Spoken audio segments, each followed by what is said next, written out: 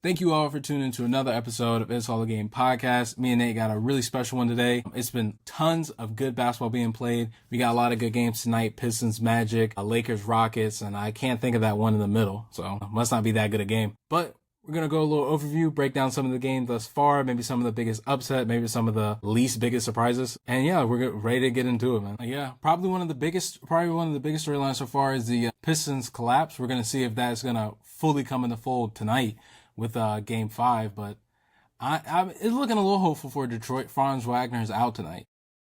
I didn't hear about Huge. that. Yeah, I pulled home from work. It was one of the first things. He's out tonight, Game 5. And before hearing that he was possibly going to be out, for me, I thought it was kind of wraps for him, like curtains. It's just, I think one of the biggest things that I had thought about before the playoffs was that the Pistons number one seed. They're looking they got a lot of confidence. They got a lot of momentum going into the playoffs, and then it kind of gets cut short with the Cade injury. And I think I kind of overlooked that when I looked at the Pistons and Magic. If you guys saw my bracket, I got Pistons going all the way to the finals. Boy, does that look like ass. But it was one of the things that maybe I didn't look at the Pistons enough, but also to look at the Magic and have the Magic for this series. I'd say it'd be pretty incredible if you pick the Magic. Because closing the end of the season, they look bad. Then they play the game against the Sixers. They look equally bad. They have the one shining spot against the Hornets. And you're like, whoa, this team could be something. Like, they actually look good. And all of a sudden, all their options are on prime display as soon as the series with the Pistons start. It's incredible to me. Yeah, I feel like the Magic are kind of showcasing the expectations that we had for them at the beginning of the season. I mean, on paper, you're looking at the stats, you're looking at the guys that they've got together for the starting lineup is very impressive, and they have a little bit of depth with Anthony Black and some of the other guys.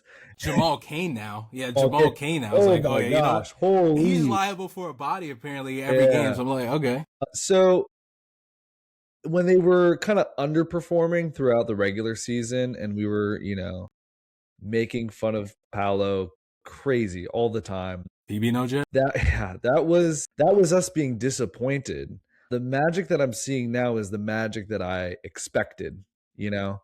And so it's good to see that. It's very unfortunate that the Pistons are the ones that have to face off against this much more ready team. Now, Franz did miss a lot of the season, so him being gone might be the thing that does it for them. But Jalen Duren's been extremely disappointing. Yeah. And we were kind of texting about this a little bit, but when you have players that have fewer dimensions to his game as he does, it becomes a lot easier to contain during the playoffs when you have a dedicated scheme for that. Yeah. Especially when it's a post centric type of big and the big 2-6 is it was already worrisome with K being the number one option. And it's like, okay, he's the number one option. He's our guy. And second, we have Jalen Duren. It's like, oh, he's a kind of not even really back to basket, but pick and roll, attacking the basket, big guy. That's very easy to shut down, especially come playoffs.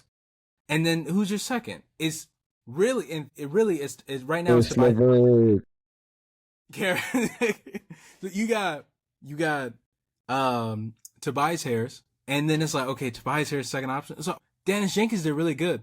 The really hard part with Detroit is that they have good players. Asar, great defender, can be a second option though. Tobias Harris, a little bit older, he's back to basket midi type of guy, just not super efficient for being the second option. So really, all you're left with is Dennis Jenkins, who's only good when Cade is off the floor. So it's another one of those redundant things. Something I've heard a ton this year, and it's what we've used a lot. But literally, he's at his best when Cade's off the floor. So you almost have literally no second option. And the second they shut down Duren was just chalk it up. Shout out Wendell Carter. Yeah, yeah, absolutely. And it's quite the opposite for the Magic, who obviously without Franz tonight, but you have a variety of guys who can have a good night and kind of do a lot for you and have that reliability. So I'm not surprised that this is happening. If it were maybe another team, I would be, but the East is not as bad, I think, as people are making it out to be. Yeah. It especially got, I think, competitive in the second half, especially when the Hornets kind of picked up a lot more. Yeah, and Well, I was just want to finish. The West is definitely more top heavy in terms of like those guys at the top of the West are way better, than to the rest of the West than the top of the guys at the East are. right. And I know we'll talk about in another video, but the East is kind of modeling that parity type thing. Like it's kind of like top to bottom, you get competitive first round all through. Except for, well, I guess really the Pistons and the Magic one is standing out. But the other like notable ones in the East, I know Cavs and Raptors is a bit of a, I'll be honest, this is kind of a snooze fest. I watched game one and I watched a little game two. It's like, it's not bad. It's just that it's not very interesting. It hasn't really caught my eye in any of the games. I thought game one was, I mean, Cavs just kind of ran away with it. But the Cavs and Raptors have been solid. I mean, they're tied 2-2 now. Knicks and Hawks, I'm kind of thinking the Hawks kind of, that last one kind of kill all their momentum. But I mean, that's still a good series. It's 3-2. And then, of course, having the Celtics, shout out Jason Tatum, like, whatever. But having the Celtics and the 76ers even going to game six, it's like, Pistons force a game six tonight. You're going to have literally the entire Eastern Conference in game sixes. Like, that's solid. When two Western Conference teams are already in the second round. You got all game sixes, maybe game sevens on the Eastern Conference. And literally, half the teams that are playing in the next round are already ready in the West. Like, that's a scheduling nightmare, by the way, for the league. Like, it's just like, no, we gotta wait on them. Crazy? I'd say the out of the East, though, getting back on top, out of the East, though, a good notable one is like 76ers and Celtics. I kind of made like I kind of was joking on the Sixers a little bit, talking about like Embiid, but I mean, really, what a game from him. Like, I mean, I can't really say I'm impressed with the 76ers, but I am surprised that they got a game six out of the series, especially with Tatum playing like he is. I saw a podcast clip, I can't remember of who, I think earlier today, where I keep getting videos of like sports takes, but like days after they've been proven wrong. Like I only get them after like it's almost as if people are like definitely commenting under this guy's posts to like make fun of their take, and that's like Pushing it out. yeah, exactly. Yeah, all over Look into again. the feed for me. But it was basically saying, should the Sixers lose on purpose to end their season in the play-in so they don't have to deal with getting swept by the Celtics? Dude. Like they were literally like, should they put themselves out of their misery? I mean, yeah, no, it aged like milk. But honestly, it's like, do you go back? I don't know. It's one of those things where it's like, man, I wouldn't hate it, but it's like for VJ Edgecombe and like young guys who could actually gain some experience, it's like the playoffs is not all about winning it all every year. Do I want to get, it doesn't even got to be swept. Do I want to get knocked out by the Celtics again? No. I like, that is like a hard line though. Like, yeah, I think it almost gets mental at that point. I think it's a great take about the playoffs. I feel like I haven't really heard that much from anyone. Just like how valuable it is as a learning thing for the younger guys. Yeah. Because anytime there are younger guys coming into the playoffs, like Wemby or in the Blazers, it's like, oh, but they have no experience. Oh, but they have no experience. So even if you're losing for a few years, you're getting experience. Yeah, and it's like hugely important. I don't think that people should overlook it, because even a great conversation like I had today is looking at the Spurs this postseason. A lot of people said it's too early for Wemby to win MVP. I don't agree with that. Do I think it's too early for a Wemby and the Spurs to knock off OKC? I actually do believe that, because the one thing that he does need more experience in is the playoffs. The only tenured guy like in that rotation who I would who I can trust in the playoffs is past his prime, and that's Harrison Barnes. He's got championship pedigree, but he's not one of the main rotation type guys to really trust. Stephon Castle has to take a jump. He's improved so many levels, but he's got to take he still has to improve his 3-point shooting. You get to the matchup with those great defensive teams, like with OKC, they're gonna force you to shoot all game. Like, they understand your weakness. They're gonna scheme for you. They're a great defensive team. But what they would gain in losing is still tremendous, because when they come back next year, they get to sharpen up all the things that they wouldn't have learned without it. So it's like, even for the Philly, for Embiid it hurts, for Paul George it hurts, but for Maxey and VJ Edgecombe, it's like they actually get to learn. The other two series though, the Hawks and the Knicks, honestly, if you're the Hawks, you're living like pretty. You're like, oh man, I didn't think I'd be here. The Knicks, however, Mike Brown kind of killed their. I don't know what he meant because he kind of said, "I'm not guaranteeing we can win this series." That threw me off. Like down 2-1, you're a game behind. Like he threw me off with that. So it's like they're one of those teams that they have enough experience. So that was kind of weird to hear. Just trying to stay on top of with the East, but that was a really weird thing to hear from a head coach about a series like down 2-1. Like I don't know, maybe can't guarantee it. Yeah, well, I mean, it would still be good for Joel Embiid to get some experience past the second round. That would be a little nice. Yeah, it would be nice for Joel Embiid, but he may have to do that. He may have to do it with another team. I said it, or actually, no, I'll say Kyle said this yesterday. He said if you're gonna play half the games in a season, split your contract in half, and then we can talk. Because other than that, Joel Embiid's gonna be trying to get past the second round on another roster next year. Like that's just I know I can't do that. Going back to the Spurs and Bill Simmons, did you hear his take about the Spurs t-shirts? Like the crowd wearing the t-shirts? He's calling it tacky. He was like this is a franchise with 5 championships and they're going for these gimmicks and da-da-da. What are you talking about? Gimmicks? He hears gimmicks. I hear creating a tradition, and where it's that like you modeling a behavior you want to see. Yeah, they shame their fans. Put on the shirt. I support the shame. Support your team. I support the shaming. If you it's like you were paying money to go to a playoff basketball game for a high level team, I would hope that everyone in attendance is a big fan. Otherwise, get out. Big fan who wants to help their team. Like what I'm saying, you need to create an environment that is going to make like, man, we're going to make the entire stadium feel like, or the entire opposing team feel like this stadium is 100% against you, which they should be. Like if you're a Spurs fan, it's like you put on your shirts, you sit in your area. I mean, you make it's intimidating if you're the opposing team and opposing fans. But if you're watching at home, it's like, this looks so sick. The fact that you can feel that like through the screen, like, oh wow, like that's pretty tough. I couldn't imagine being there and not wanting to be a part of it. I like freaking jumped for joy when I saw game 1, explaining to my fiance, like, no, the shirts are huge. Like she was like, oh, like they're color coordinated. I'm like, the shirts are huge and not enough teams do it. They need to all be doing it. Like you're getting free shirts too. Like that's the big thing.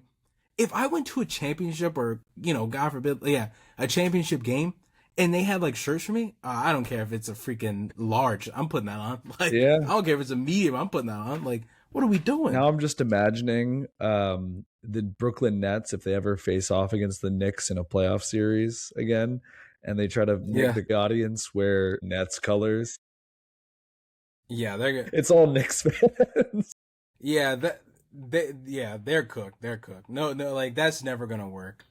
That's never gonna work. But in San Antonio, yeah, and it was really good of them too, because instead of them they did it well, because instead of them saying like, oh, we're black and gray, which could be closer to the Trailblazers, you're like, now we're gonna do like our Fiesta color. That I was like, one, it's bright colors, it looks nice, like, and it's like, I don't know. I thought it was 10 out of 10, but Bill Simmons is a bit of a joke, so I think I would expect such a take. I think Zach Lowe called him a Grinch. Love, yeah. I mean, what are you doing? Like, and I got my other things with Bill, so it's like, whatever. We'll have to fact check all of these terms that were used, by the way, just to make sure that Grinch. Yeah. Just don't quote us. Just to make sure I'm not just making stuff up. Yeah. If Zach Lowe didn't call him a Grinch, so I could tell you that. I'm just trying to make sure the word gimmick, the word tacky. I know gimmick was used, like gimmicky or something. The other series out west, though, I mean, obviously I was about to say like two of the remaining three. I was going to say two of the remaining three. Thunder Sun series. I mean, that's that. I will say I thought Suns would take one. I thought they'd take one. I thought so too. I had them in Thunder taking all four. Well, a testament to how good they are. We know why it happened in 4. For real? No. Well, we got some dudes wearing stripes, and we got Lou Dort. Bad combo. Yeah. No. Yeah. Yeah. No. I mean, I didn't watch the series too closely just because I mean, I'm when you not know as what the end result is, it makes it very yeah, hard to watch. yeah. I'm more focusing on the closer matchups, but And your own teams, you know. am I You see how we're saving them for last? So it's like we yeah, got to build this up for this. we'll get there. All right. We'll get- No, but the clips that I did see, and like you can go ahead and say I watched them out of context, whatever. okay, I know fair. what I saw. I know what I saw. And what I saw was a defender go up, not make contact with the shooter who was pump faking, which was Chet Holmgren, avoid contact, moving their body away, but simply because this person exists in the air, is up, feet off the ground, and is not straight up, I guess, but is not moving towards the shooter, is just in the air. That is the only condition that needed to be met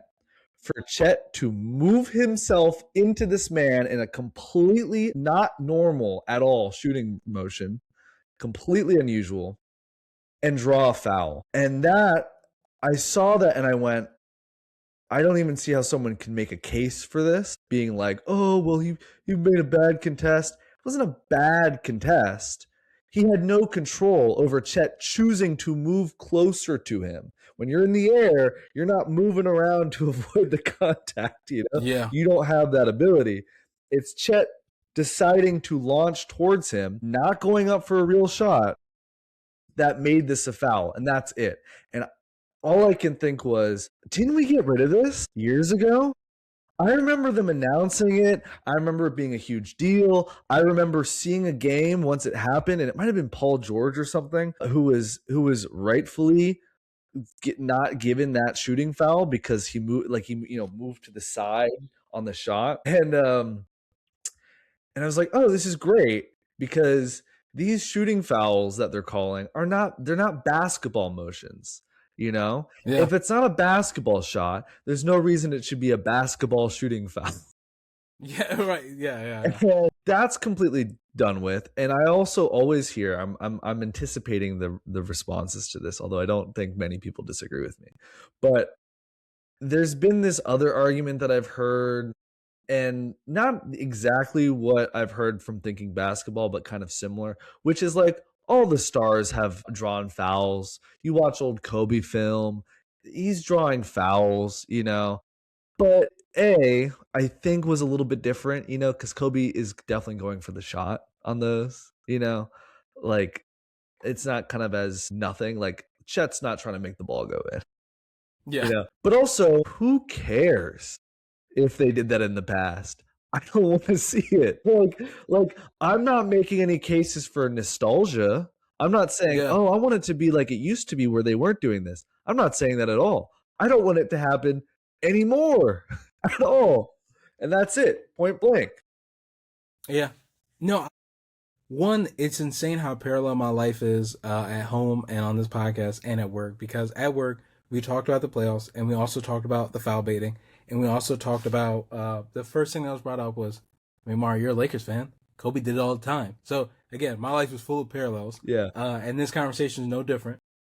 One, that was one of the things, and I did say, like you said, like not making a case for nostalgia. It was bad then, and I'm not saying that again. I'm not sitting there watching like literally Kobe film before this podcast. But if it was to the level that it is now, I mean, it's still bad. I was just like, and again, if you're still going for the shot, it used to be a bigger thing when you pump fake and you get them in the air. Honestly, they used to be pretty bad about calling that just in general, because like as soon as you went up, you're just near them, they would call it. But now it's gotten to the point where, I mean, it's just hunted for, and it's just not basketball. Kobe was the same thing: drive, spin, pump fake, in the air, get a little one of these, or like stick out, take it. Now it's gotten to the point where instead of taking a little contact and shooting off of it, it's gotten to the point where it's like I'm flailing, I'm throwing the ball up.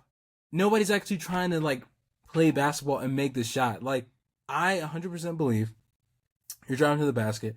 If you're not flailing and you get fouled, unless you're like what they used to be doing to Brian, grabbing both of his arms and pulling them back, I do think you always have a legitimate shot to make the basket. However, if you decide that I'm just gonna flail and throw the ball into the stands just to exaggerate what just happened. I mean, yeah, you're not going to get very many opportunities. You're going to give a lot of calls, which again, I hate, but I don't really understand how it's gotten to this level. The main thing that I had brought up at work in this conversation was that I vividly remember the term like natural shooting motion. Right. I remember them like it was the one off season and they like freaking pounded it into everybody's brain. They're like natural shooting motion. If you see this, like if they break that, we're not giving them a call. We're being serious now, you guys. You gotta stop it. You. And Trae Young was the recipient of so many of those ignore calls. And this is what I said. Is like, that. I saw so many times Trae Young just like, shoot, we're not giving him that. Like him, Shorty? No way.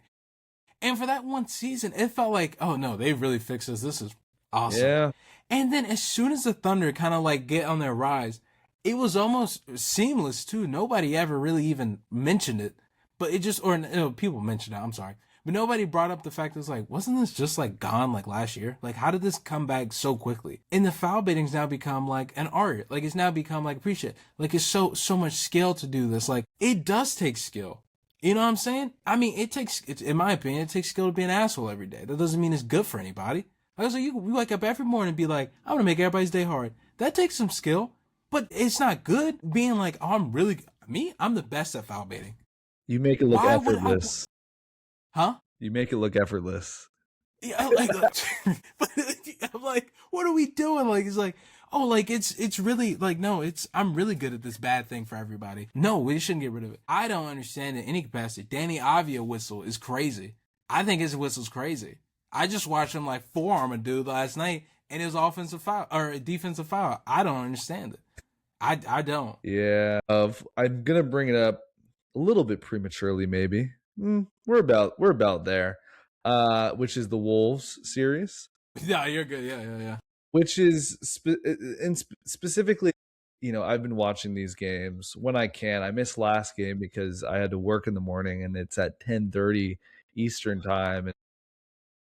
Making fans have to make that decision, by the way. Yeah. Shame on you, Adam Silver. Making fans have to be like, y'all want to have a good day at work or watch the game? I know it's earlier in Denver at the time, 2 hours maybe, whatever. But definitely got to have consideration for the East Coast, because it's like, if it's earlier for some people and like at a decent time at night for the later people, that's always better than having it be way too late for everyone on the East Coast. But also, it was a lower stakes game, like I could have woken up and be like, awesome, we beat him, I'm so happy. Or I was kind of expecting us to lose. One game back in Denver, 4 in a row, not super likely in my eyes. So I'm hopeful. But specifically what I want to talk about, getting back to that, is every time I see Jokic with the ball in his hands, all I can think about is, how is he going to try to manipulate the whistle now?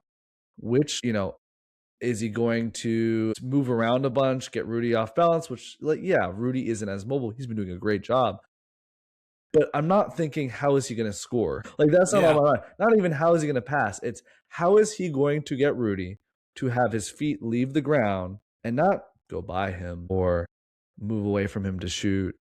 It's, how is he going to get his feet off the ground and then get his shoulder into him afterwards, Yeah. And I swear to you, Jamal Murray smoked a layup simply because he thought there was going to be someone there who wasn't, and moved his body a little bit extra to try to, I'm getting fouled.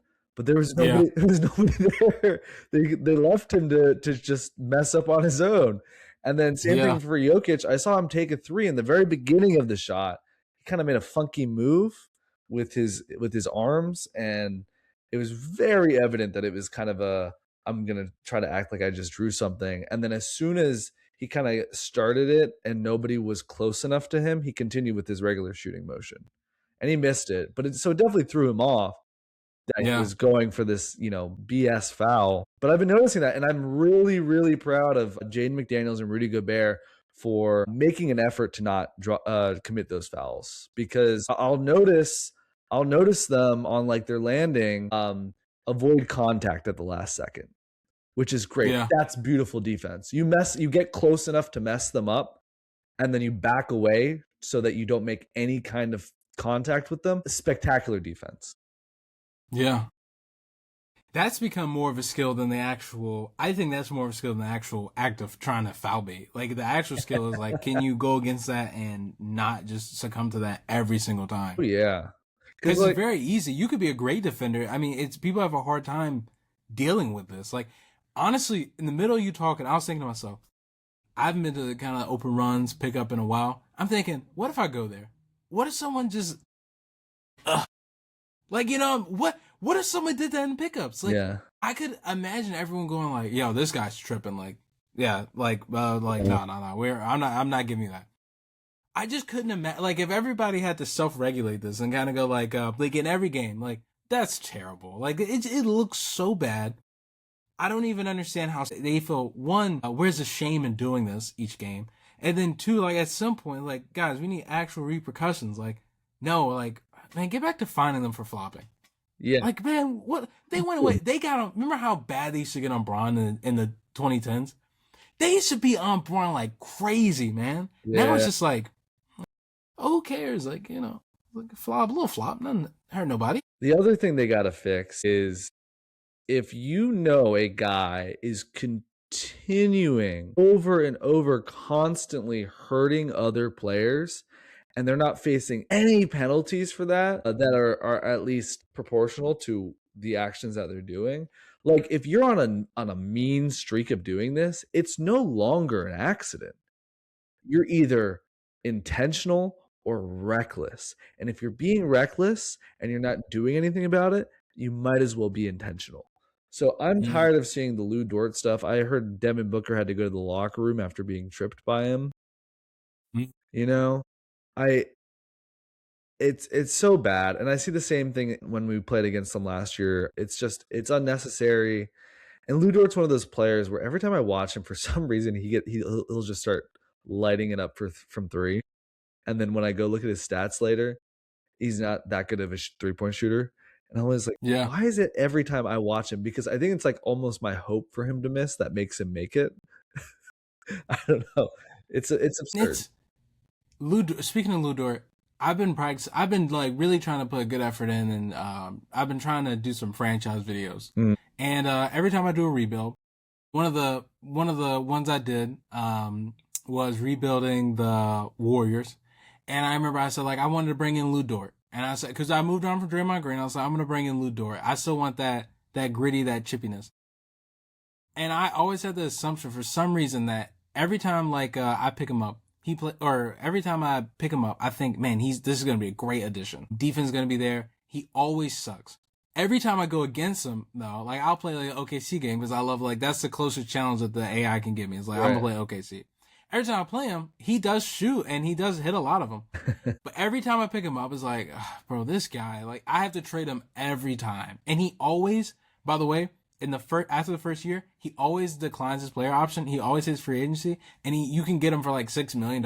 So that should tell you everything you need to know. Like, I don't know why I keep doing it. I fall for it each time. It's Gray Lou at this point. That's funny. But well, he is. Yeah. This is all to say, I just wanted to say that yes, he does have his moments of shooting well for some reason. But other than that, he's not a very good player. Yes, he is a good point of attack defender. I will not deny his defensive abilities. I will add that he is a dirty player, but he also has defensive abilities. Those things are not mutually exclusive. But on offense, he's just, I mean, the advanced stats don't look great for him. I'm not impressed with him as that kind of player. And I don't know. He really, really irks me. And I'm tired of it. I'm tired of it. Yeah, I'm sure you're not the only one. But someone even made a good point. It's the culture too, which I think is funny. Like they posted a picture of Jared McCain kind of selling a foul. Hartenstein has been. I remember a clip just resurfaced of him playing the Timberwolves, and nobody's near him, and he just goes like that. You get it. I mean, it is a culture thing. It's really interesting, and like, I know everyone is always like, okay, well, Thunder has a good whistle. Like the refs want the Thunder to win. I don't really ever understand what the motivation of that would be. I mean, you could say maybe it's a money thing. I'm not going to speculate on that. I did see someone talk about some connection that some referees have in their online postings and stuff. But I have seen some stuff about that too. I'm so curious as to why this could possibly be the case that they are being more favorable. And I know that not all the stats necessarily, someone made an argument like, oh, well, they're not even one of the top free throw shooting teams in the playoffs. I'm like, well, it's not like they're playing crazy competition right now. So you can't take, like, you got to take Yeah, it they're with, not getting comp you got to until take it with a maybe the grain of third salt. round. Someone called Shea a playoff dropper, and then he had a really good game or whatever against the Suns. I don't care. Yeah. That's whatever. I don't think there's any takeaways from this series really in terms of how good the Thunder are or aren't in this year's playoffs. Yeah. I mean, they got to wait. And even then on the second round, I'm not sure how much they're going to get. And that's getting into like the Lakers stuff too. Is like, for us, I mean, even with winning tonight, getting it done in 5 games, I got a lot of respect for us and getting AR back. Take I heard today, I'm not even sure if AR coming back would be the greatest thing for us. Like, and I mean, again, that depends on how you look at it. We've been picking up really well defensively. We've been a lot better rebounding and defensively with AR and Luka being gone, which is not a surprise. And the only way that I could have seen us giving Thunder comp really was getting our series done quickly. Even if we accomplish that tonight, they also got theirs done quickly. And I was like, it saves LeBron a little bit from having to be like really tired from having to play a 7-game series. But even then, I'm not sure really how much we're going to do. It's one of those things where I'm hoping we could still 1 game, 2 games. Yeah. I think for a team like us, we should be able to still 2. But at the same time, I saw what the Nuggets did to us the past couple of years. I'm not going to be too hopeful here. And I see what the Thunder can do, and everybody knows. So what about the Wolves? What about the Wolves? What are you guys doing to OKC? Oh, no, sorry. You said the... Oh, yes, the Wolves too. The Wolves too. Well, yeah, the Nuggets were the one that... I mean, they did it like back-to-back years, man. Those guys... I had a group chat called Jokic Therapy Group. True. The second time they did. I was like... But you remember, though, it was the turnaround BS, like, at the last... I mean, it was crazy, man. They left like a... Yeah, man. But for the Lakers losing against the Timberwolves last season, I will say that when we had that matchup again, I was a little bit worried because I was like, no Luka, no nothing. Like, I was hoping that maybe this one would be good. You kind of build from that experience. They're really a good defensive team. Aiden had picked it. I will say Aiden has picked it up a little bit, and I thought he's been playing like honestly pretty well in this series against the Rockets. But I honestly don't think it's anything that the Lakers are doing spectacularly. I think it's just the Rockets are very... The game they won, awesome. They played great. The games they lost, I mean, they just played piss poor. Like, they played really bad. That drop in the game that they had against us, KD's 9 turnovers, KD literally missing like every game but one of them and losing that game. I mean, I don't really even know. And so it's been like a mix of, I want to give us a lot of credit, but at the same time, I'm like, these guys are dropping games though. Like, I can't be too high on us. All right. So I was talking to someone about the Rockets the other day who isn't as familiar with the NBA, and I was like, yeah, like they should be really good, but they got a center who's a great passer and he's pretty decent offensively, can't play defense. They got... And his fine motor skills, like where are they at? He runs so awkwardly, man. His fine motor skills are terrible. Right. They got this young wing guard kind of guy. He's a lockdown defender. He's crazy athletic. He can dunk really well. Can't shoot. They got this young guy, Reed Shepherd, who had to step up this year and has been doing a pretty solid job compared to how he's done last year. He's a lights out shooter. Can't pass. They got Kevin Durant, who is a all-star and a superstar, and he's a great shooter, and he's got such high gravity. Old. Yeah. They all got some really big issue in their game that makes them a complete liability in the playoffs, because the playoffs is all about exploiting your opponent's weaknesses. Just like how we dominated the Lakers last year, shout out, because Luka can't play defense. Yeah. They can exploit everything about the Rockets. They all got a huge flaw. You know, they don't have a real point guard. Reed Shepard is not a point guard. He's a great shooter, not a point Amen guard. Thompson, not a point guard. Amen Thompson, not a point guard. It's been great to watch them this season force them to develop their like ball handling and playmaking skills, even though I really had growing pains. But like, at least that's one of the things we were talking about earlier, like gaining that experience. At least this season has done that for him. At least Cade Cunningham, not a point guard. He is 6'7", and he is a small forward with ball skills. Cade Cunningham? You didn't see this? No. I was like, bro, are you dropping the most ass take on this podcast? You want to know who made that take? Who said that? That's Jaden Ivey recently. Bro. Dude, he's like Cade Cunningham, and he kept saying it like over and over. Like it sounded like he was like trying to make multiple points, but he was just saying the same point again. Yeah. What? Like, I didn't. No, I did not. He just has ball skills, and so he's a point guard. But he's just really good at what he does. But everyone knows he's not a point guard. He's a small forward. Everyone knows he's a small forward. He's 6'7", and that was it. That was his whole thing. What are we? Like, what? All right. So yeah, but they're missing Fred VanVleet so bad. Oh, yeah. You could see like this team really needs Fred VanVleet. It's like, man, if you had him for this series, I could imagine us just really they would have had us out of the way. They just had somebody who could settle them down, championship pedigree point guard, championship pedigree small forward, and Kevin Durant. But I will say, Kevin Durant, this has been probably his worst tenure with the team. You came in, you dropped the KDF fouls, you are a terrible teammate, and then you get to the playoffs and you sell all your teammates by the only game you're playing in being almost getting 10 turnovers and then missing all the other games.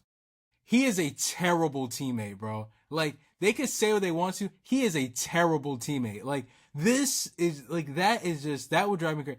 We traded with all our young pieces for this guy. And yeah, we got LeBron sent us in the rebuild mode in 2020. And LeBron sending us back into rebuild mode in 2026. Right. I don't even know what to tell you. I was about to say, championship point guard Fred VanVleet, but all that made me think of was every Denver Nuggets fan ever who loves to refer to all of their players who have won a championship as championship or a champion Christian Braun and so on and so forth in every comment section, like it wasn't the easiest route to a championship in recent history, which has also been going around online. But this is also me completely talking as a Wolves fan right now. I'm full disclosure. I'll say we got up to like 42 minutes in the episode. I've not noticed something's in my teeth. So when people watch this, I'm gonna let you know y'all are trifling for not telling me anything. I didn't see it. Is it? No, I got it now. Yeah, I didn't see anything. Like you made it this far and you didn't notice there's something in my teeth. You're trifling. You got some stuff here. Yeah, a little stubble. But yeah, no, that champion. You mean championship, Christian Braun? Like, yeah, come on, NBA Finals championship, world champion. Yeah, you're talking about my world championship, Denver Nuggets. You talk about the NBA Finals champion. By the way, we dominated the Miami Heat.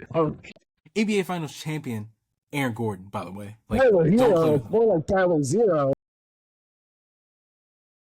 Oh, Tyler Hero was there for the Lakers finals, wasn't he? Like Bam and Tyler Hero were both there. I think Tyler was there. Yeah, wasn't he like 2019, 2018? I would say it's so weird to think of Tyler Hero have being played in 2 NBA finals. Am I tripping by that? Like we're talking about players like it's crazy to think about Tyler Hero in any NBA finals, really. It's crazy. It's crazy about Tyler Hero. The whole city of Miami is coming after me. Getting back to the Wolves, Ant is out for a couple weeks. It looks like at the best. I could see him coming back a little bit early if he really went. A lot of players have kind of played through injuries in the playoffs in the past, but anything could happen. Dante's out for at least as long as Jason Tatum was out for from his injury, because I heard he went to the same doctor, is getting the same treatment on the same timeline. So hopefully, although he's not 19, so it could be completely different. Yeah. So I, as a Wolves fan, if you didn't know, Yeah. pretty disappointed in this outcome. Very heartbroken. I wouldn't wish this upon any of the other teams besides the Nuggets. And uh, Yeah. no, for real. Injuries are the worst part of the game. I think they should ban them. Weirdly, after that game, after game, what, 4? I was like, not feeling awful. Like, logically, yeah, I should be upset about Ant being out and Dante out. That worsens our chances, especially going into the next round. But for whatever reason, this team sparked a lot of hope for me in terms of what they can do without those guys. You know, I'm thinking about what Ant can do. Ant is very scary. The gravity that he pulls is incredible. You can check out the NBA's gravity stat on their website. It's a new stat this season. And Ant and KD, who we just talked about, are both a couple of the top guys on that list, which I think is pretty impressive. But, you know, that's a huge part of the game, especially in the playoffs.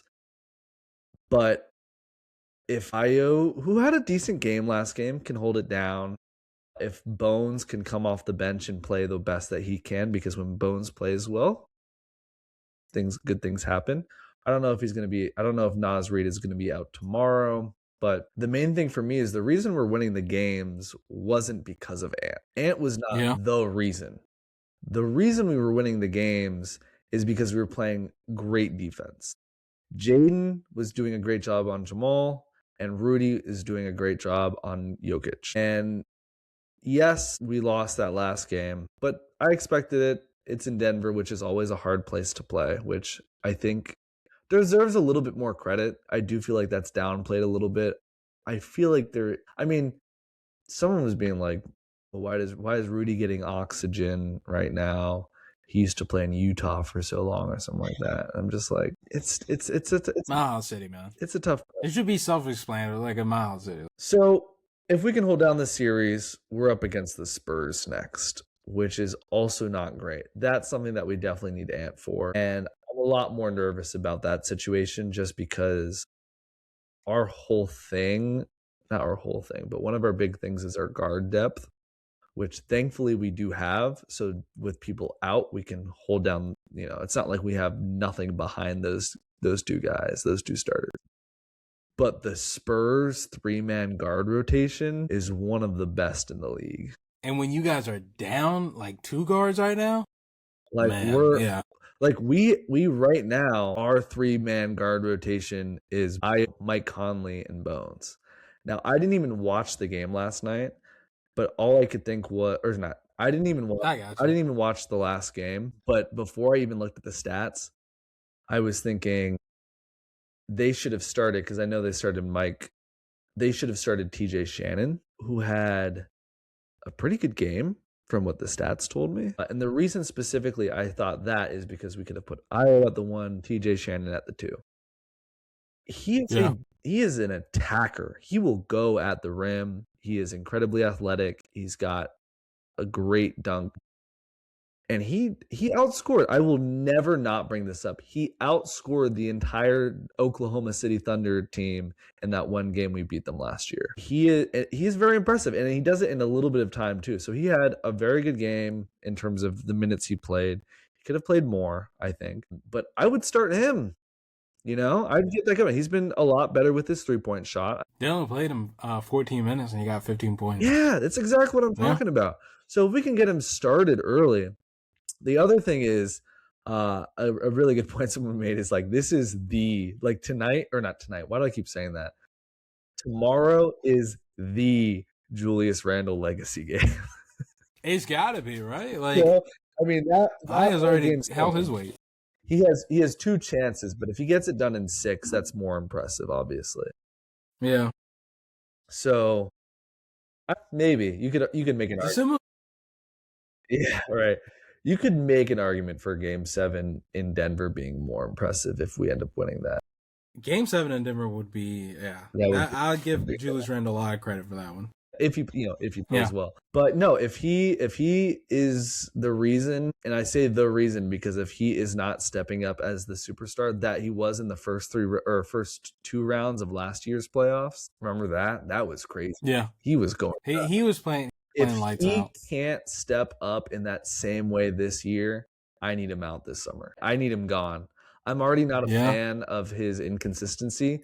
You can put him on Wemby and he'll have some great defensive plays, and I'll be like, whoa, Julius Randle's kind of good at defense. And then you could put him on someone else completely and he gets cooked. And I go, oh, Yeah. Julius Randle isn't very good at defense. And then I'll see him hit like 4 in a row from 3. And I go, wow, Julius Randle's really good at shooting. And then I'll see him post dudes up and miss, turnaround. And they're like, what? No, Julius Randle sucks. So I don't know who this man is. I don't know what he's about. He's either going to give me a legendary performance, or he is going to not shock me at all and play like mediocre slop. Like either way, I'm not shocked. Like they're both as like I should see what his I should actually look at his stats and see how consistent he is as a player, like in terms of like throughout a week, how well is he playing at the same rate, Yeah. or a month or something. But yeah, but I mean, lots of exciting matchups. Still lots of basketball tonight. Right now, the Pistons and Magic is off to a okay start. I think the last time I saw was they're like straddling a couple points in between. Oh, actually, never mind. Yeah, spoiler alert. By the way, game is 20-32 Pistons. Just went on a 10-3 run. We got the Cavs tonight. We got Lakers obviously tonight at 10 o'clock. So yeah, luckily I got an evening shift tomorrow, man. So it's like, thank you, because I'm gonna be up to 12 o'clock watching this game. I'll have to be just dreaming of that game. Yeah, I'll just hopefully I think about what happened. Yeah, hopefully I just get some thoughts of what happened. Yeah. Pretty good one though. I'm excited. Still lots more videos like this to come. Especially we're just halfway through the first round. We still got second, still got third, still got the final. So I'm really excited. I think it's going to be exciting playoffs as has been so far. So hopefully we'll be checking back in the second round. Yep. Yeah. But yeah. Thanks everybody for tuning in. Like I said, really excited for the next one. Hopefully we're talking a little Lakers and Wolves both when we get to the second round, and nothing changes now in between that. But just remember, it's all a game. Thank you guys for tuning in.